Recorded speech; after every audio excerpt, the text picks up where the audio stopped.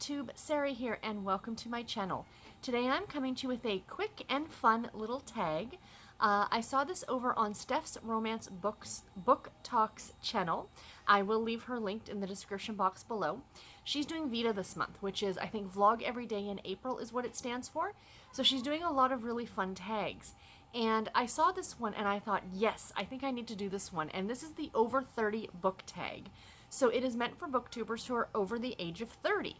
Obviously, I would definitely come into that equation.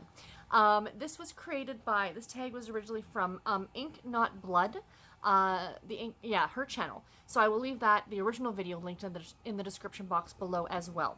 So like I said, this is a really short little tag. There's only 6 questions, but like I said, it sounded like a bit of fun, so I thought I would answer them. A couple of them, unfortunately, as I was looking at them, I'm like, I really don't have a lot of answers for them, but definitely I might have some book ideas because it is kind of in a way like book recommendations. So the first one is, name one of your favorite books that feature a protagonist who is 30 years old or older. So immediately the first book that came to my mind is Only Mine by Susan Mallery, which I'm actually currently reading. Our main character Dakota is 30, and so it's not necessarily a favorite book, but it is the first one that popped into my mind with a character of that age. So that's the one I'm picking. The second question is, name a book that represents who you were when you were younger. This one, if you've been watching my channel, you probably know exactly what I'm going to say, and it's The Babysitter's Club. Any of the books in The Babysitter's Club, did they represent me when I was younger? You know what, I'm not embarrassed to say it, but I think a lot of us who are of a certain age and grew up reading the BSC can kind of appreciate this, that I loved the idea of the Babysitter's Club, and I will admit to actually, with some of my friends, we did it for a summer. We had like a little club kind of an idea where we would, you know, like put out flyers for babysitting and stuff like that. I babysat right from the time I was about 11 or 12. I took a babysitting course when I was that age, so I could get my certification. I got my St. John's ambulance, which is like your CPR registration and stuff like that here in Canada.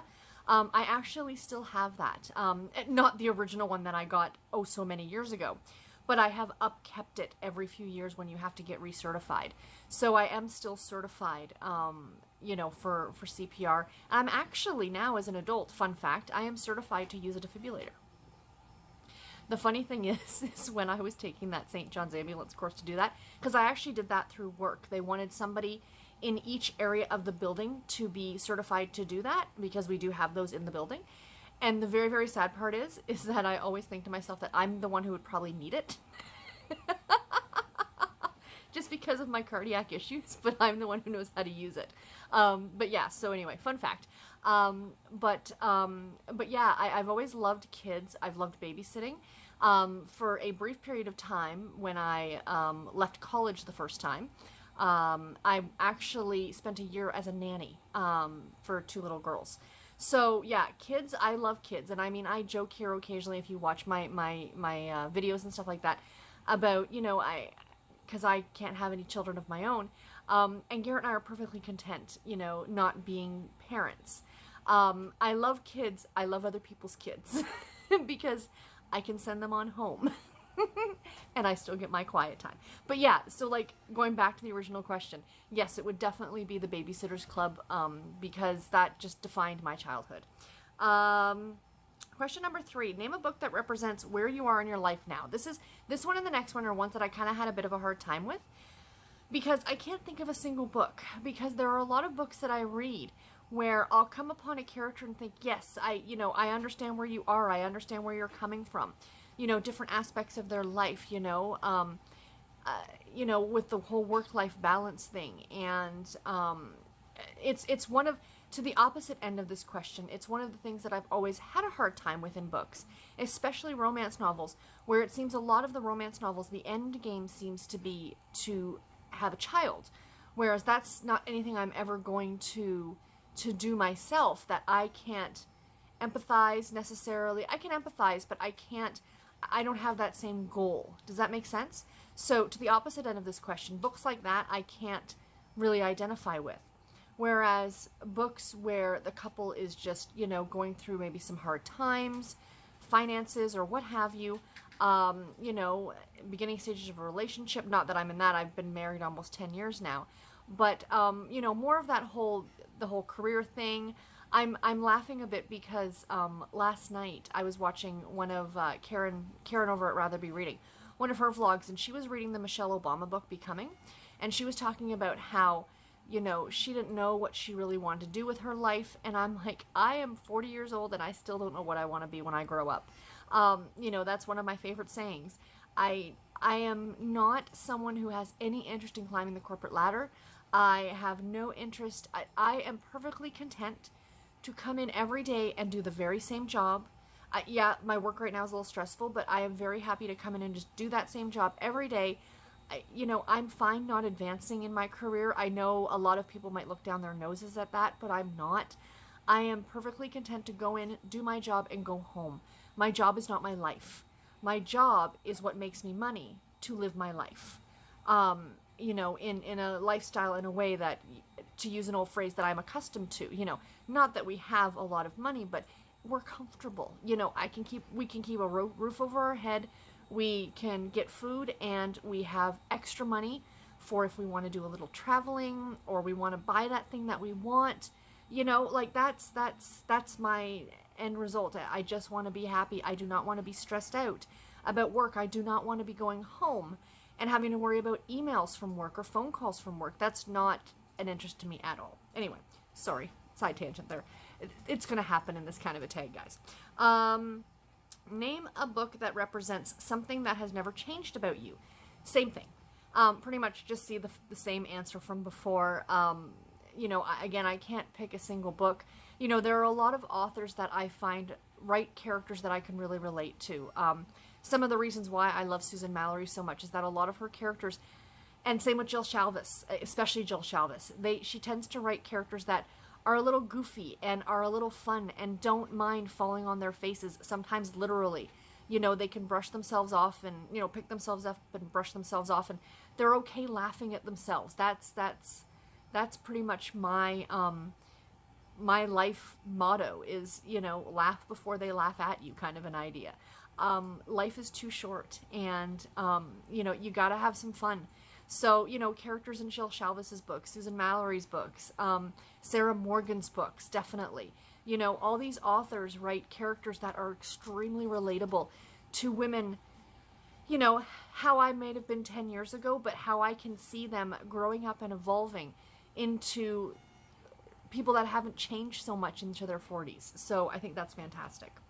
Number 5, name one of your favorite classics. So I don't know how many people would consider this to be a classic, but I do, and it is probably one of, it used to be my favorite book, but a lot of other books have kind of pushed it to the wayside. It is definitely in my top 10, and I keep saying I want to do a video. One of these days I'm going to do a video of my top 10 books that I absolutely love. Like, you know, you used to get those questions like, if you were stuck on a deserted island, what book would you bring with you? These are the 10 that I would want to come with me. And the classic that I'm picking, to go back to the original question, is Gone with the Wind. Still one of my favorite books, hands down. I know it's got its flaws. Every book has flaws. I'm sorry. You know, depending on who's reading it, like who the reader is, that person may find flaws in that book, regardless of what the book actually is. So it's all based on our own life experiences and expectations and things like that. But I truly love that book. I love Scarlet. I love the fact that before I ever read it, I always thought it's just a love story. I mean, it's just a romance. And back then I didn't read romance. And it's so much more than just that. I mean, it is really the story of Scarlet learning how to survive. And she is a very flawed character. She's a very unlikable character. But I adore her, and I love that book, and the movie is fantastic. But as I always say, the movie doesn't... I mean, the movie's amazing. It's one of my favorite movies. But it doesn't hold a candle to the book, in my opinion. And last but not least, name a book you would like or would like to... Oh, name a book you like or would like to read that was published in the year you were born. So I looked on Goodreads, and I found a list for books published in 1979, the year I was born. And I found a bunch of them, and I'm like, oh, wow, The Hitchhiker's Guide to the Galaxy was published in 79. I didn't know that. But I have absolutely no interest in reading it. But as I was scrolling down the list, I went, oh my gosh, Flowers in the Attic by V.C. Andrews was published in 79, originally published in 79. Now, I was of that age. I devoured V.C. Andrews when I was in high school. I read the Ruby series. I read the Melody series. I read all of those ones. I started Flowers in the Attic, and I got maybe 2 chapters into it, and I went, this is just a little bit weird. So that book, or is it the Dollenhanger series, I think it was called? That's the only series that was actually written by V.C. Andrews. Everything else that has come afterwards has been written by ghostwriters. She passed. I think she may have only actually written Flowers in the Attic. Don't quote me. But I know for a fact that she only at least wrote that series. And it was way too dark. At the time, I just had absolutely no interest. I still might one of these days go back and read it. I've seen it on audio popping around, and it might just be a little bit easy. I know the story. I understand the story. I understand what happens in it. And there are just certain things that I'm not too sure how much I'm going to like them. But, it's kind of a classic, a cult classic, if you will. So one of these days I might actually have to go ahead and pick it up and read it. Anyway, guys, that is it for this tag. I told you it was short and sweet. If you are over the age of 30 and you want to do this tag, please do. I will list all the questions in the description box below so you can copy and paste and, check it out for yourself. And if you do decide to do the tag, I would love to see your answers. So please do let me know in the comments below. And yeah, if you guys have any comments or questions, I love to chat in the comments. And until my next video, guys, take care and happy reading. Thank you so much for watching. Bye, guys.